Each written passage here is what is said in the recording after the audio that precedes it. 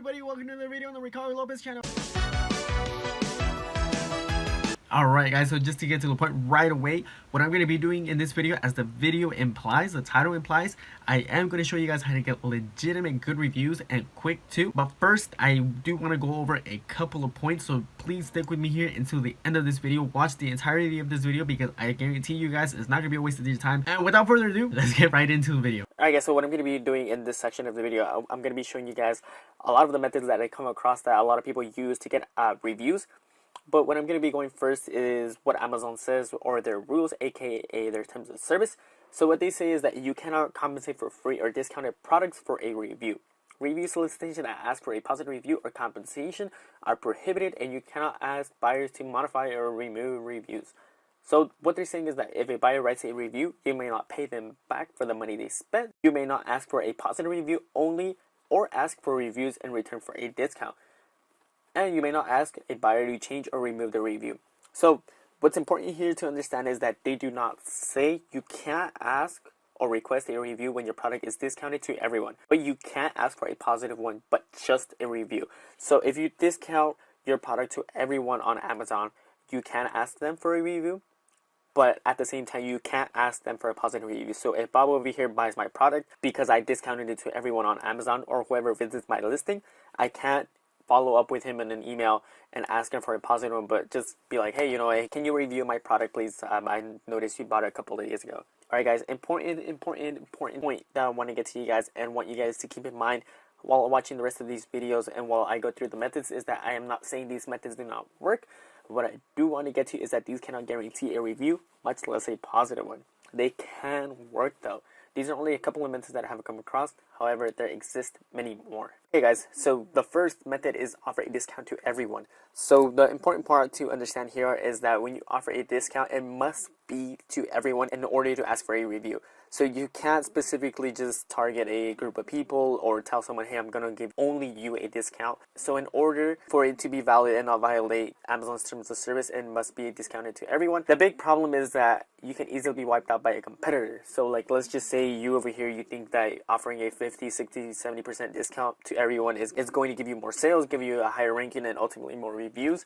Your competitor may be seeking a product like yours. He sees that your product is a trending product, and he can easily go and wipe you out by buying like half your inventory or almost all of it by all that matter. And another big con as well is that there's no guarantee of reviews. So speaking realistically, whenever you buy something online at a discount, you're not fucking excited to go home and write a review. You're excited as fuck because you didn't have to pay full price for whatever you bought at Macy's or whatever you bought at the shoe store, online, or whatever you bought, you know what I mean? Okay guys, so the next method is ask for a review days after purchase or write a personal letter. So what this is basically you're using autoresponder systems like JumpSend to follow up with your customers days after they have purchased your product, or week, however you want to send it. So basically in these autoresponder systems, you set it up so after your product has been purchased, you send an automatic email like 5 days after, asking them to write a review, asking them for their opinion, or whatever you want to write in there, you know what I mean? So in this case, of course, it's just reviews. The big drawback and one of the big cons is that it does have low open rates. So let's just say you have like a 5% open rate. Out of 100 people a month, that's 5% of people only opening your emails. And just because they are opening your emails doesn't mean that you are guaranteed a review, doesn't mean they're going to go and write a review, much less a positive one.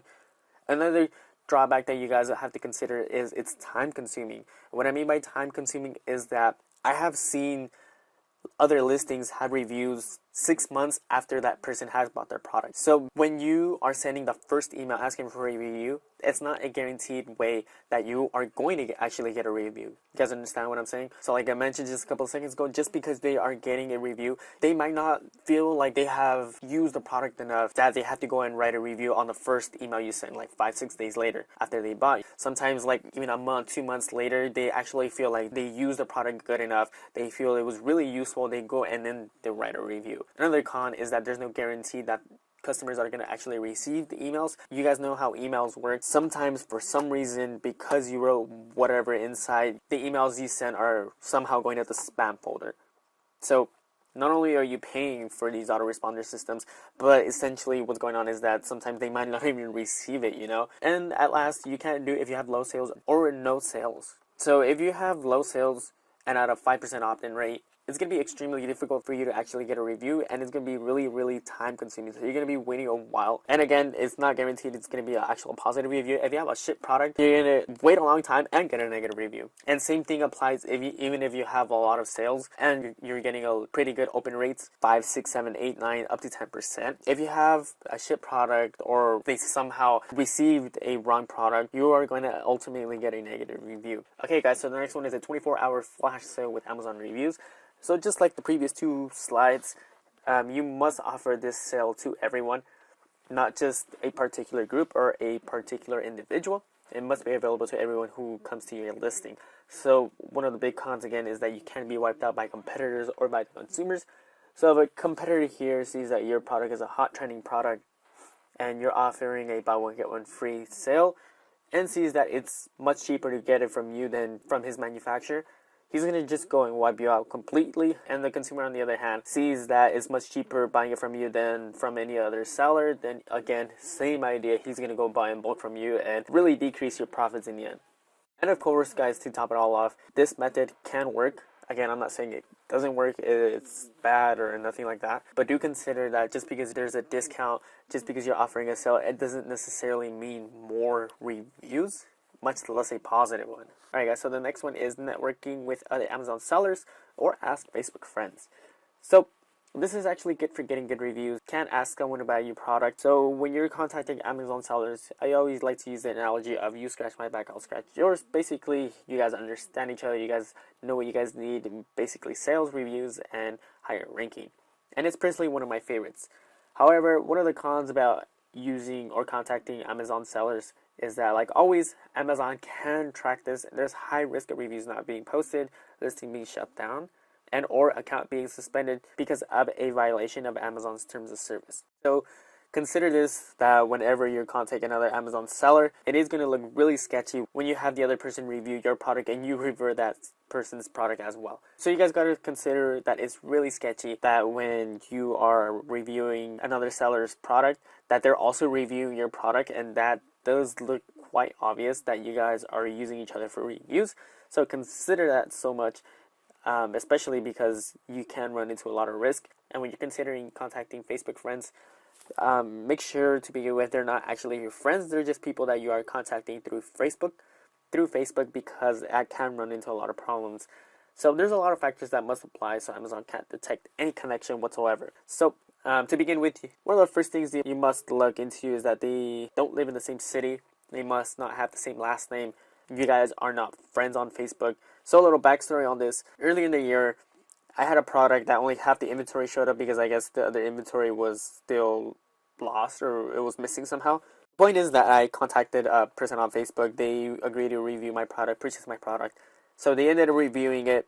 So eventually I closed down the listing because I ran out of inventory and the product was just not profitable anymore. So I just decided to close it and I started a new product. And when that person again reviewed my product, it didn't show up because they had previously reviewed it on the other product. I mean, it's kind of obvious why it didn't show up. I just decided to take the risk. I got a little bit lucky too because they could have easily shut down my listing. They could have closed my account, suspended my account or whatever because it was in violation of Amazon's terms of service. I mean, I did contact this person and this person did agree to review my product on 2 of them. So it's kind of like sketchy, you know? How was it possible that he found my first product and then again he found my second product?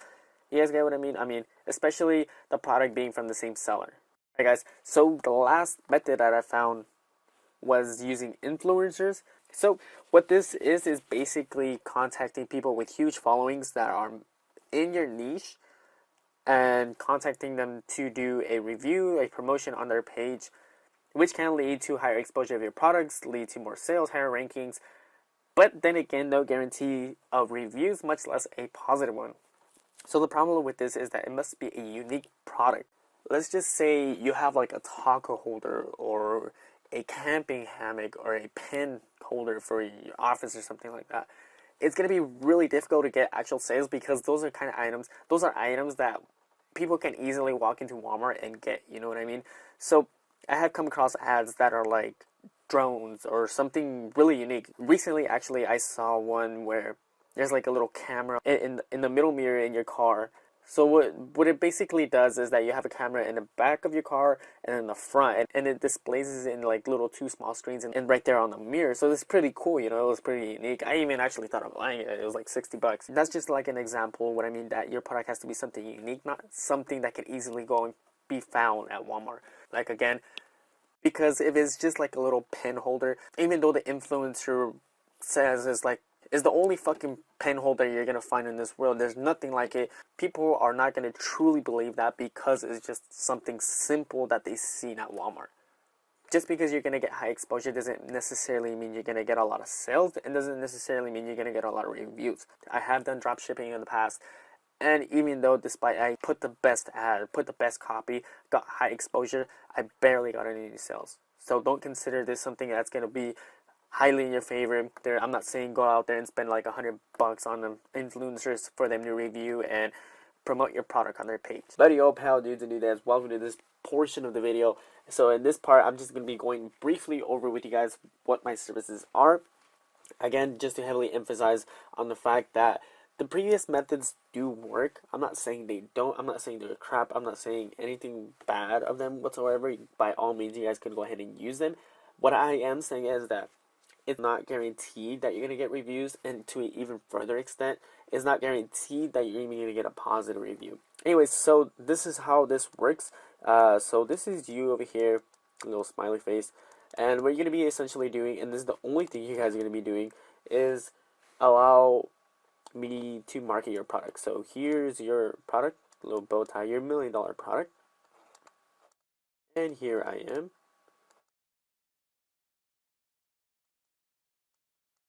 Alright, so again, like how I mentioned, I am only going to market. So who am I marketing it to? I am marketing to a community of Amazon buyers and sellers. The uniqueness part about this group is that it's heavily regulated. So these buyers are forbidden to do any negative reviews, any harmful reviews that are going to impact their listing. So if they were to do like a bias review or a negative harmful review, whatever, they're going to essentially be banned from this community. And another unique part about this is that they're always looking for support. So what I came across and a lot of top sellers listening while doing product research is that I would look at their 1, 2, and 3-star reviews, and it was kind of like almost the same thing. So what would happen there is that when the buyer would buy, sometimes they'll receive like the wrong product or something. For example, there was one office product that a buyer bought, and it was supposed to be full like with colorful pages and like flowers and decorations and stuff like that. And when they received it, it was just like a plain black and white. And then when in turn, what would happen is that they would write a negative review saying, oh, well, you know, this listing is lies, bullshit, it's stupid, this and that, I'm getting my money back, bad review, 1-star review, and there it goes, your listing is being affected little by little. The point I'm trying to make here is that it's something you can't necessarily control. So to forbid from this happening, our community right here, or this community of buyers and sellers, what they would do is always look for support because they understand that it's something that is not in their control of the seller, rather it's Amazon's fault. So then you would just simply contact Amazon and get another product. As simple as that, before even like writing a review. So this kind of like stops that process of like, I get the wrong product, I'm writing a negative review to you and take down your listing, harm your listings. Because I marketed these people and because they are Amazon buyers, they are all looking for some sort of product, and what I do is just simply display the ads, and people who are looking for your type of product, they will essentially just buy it. And what this causes is that your sales go up, your ranking goes up, and your reviews as well go up. What I like about this is that it's a more guaranteed way of getting actual good reviews because it's more like controlled. These people are controlled. If not, then they go out. Again, what I want to emphasize too is that I am not saying that you're going to get a positive 100% good review, because that wouldn't be unbiased, you know what I mean? That would just be more like biased, like, oh, okay, we're going to buy your product, write a good review, okay? No, it doesn't work like that, because again, that would be against Amazon's terms of service. And I know what you're thinking right now. You're probably thinking like, man, fuck this guy, he's just bullshitting, or I'm just gonna go to the previous methods and I'm gonna use those methods instead because it's not guaranteed, or this and that. Again, what I emphasized a lot earlier is that one, the previous methods are time consuming and it is not guaranteed. Here, both of those things are like out. It is not time consuming because I'm marketing these people and it's in an effective manner. Sales and reviews are guaranteed. If you have a solid product, you know your fucking product is not cheap as hell and it's not gonna break with like the first 2-3 uses, then you should not be worried about having like a negative review. And again, you are protected if somehow Amazon sends like a different product or whatever, you know, some little stupid mistake there. Our buyers are always looking for support. They're not just going to go write a negative review right away. So I do offer a free 1 review trial so you guys can test this out, so you guys can see what this is all about. You can click on the link somewhere on the screen or on the bottom in the description, or both, and you're going to be taken off opt-in form like this. Just go ahead and simply fill in your most valid email. Then you're going to get a secret little training that I have for you guys. It's going to be on the next page, and then from there you can always click and get to your free form, and we're going to receive it, go through it, and then be in contact with you and go from there. So you guys really like this video, go ahead and give it a thumbs up. Don't forget to subscribe, and I'll catch you guys in the next video.